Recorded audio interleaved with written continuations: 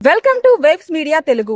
Prathipadu bus stand సమీపంలోని TDP చలవేంద్రం వద్ద మాజీ ముఖ్యమంత్రి నారా చంద్రబాబు నాయుడు, ఎమ్మెల్యే బూల రామాంజనేయులు ఫ్లెక్సీలను గుర్తు తెలియని వ్యక్తులు చింపివేయడంతో ఉద్రిక్తత నెలకొంది. ఆగ్రహించిన టీడీపీ కార్యకర్తలు రోడ్డుపై ధర్నాకు యత్నించగా పోలీసులు వారిని శాంతింపజేసి పంపించారు. ఎలాంటి అవాంఛనీయ ఘటనలు జరగకుండా చలవేంద్రం వద్ద బందోబస్తు ఏర్పాటు చేశారు.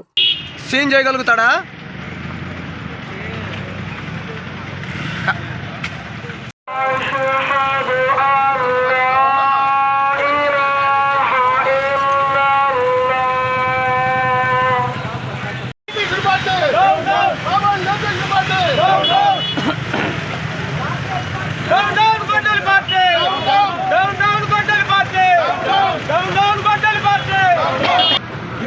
భావితరాలకి ఇయ్యేనా నేర్పేది?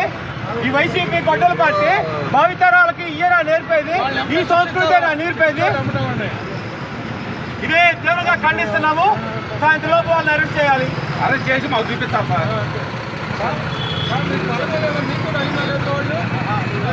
తీసారా ఫోటో తీసారా?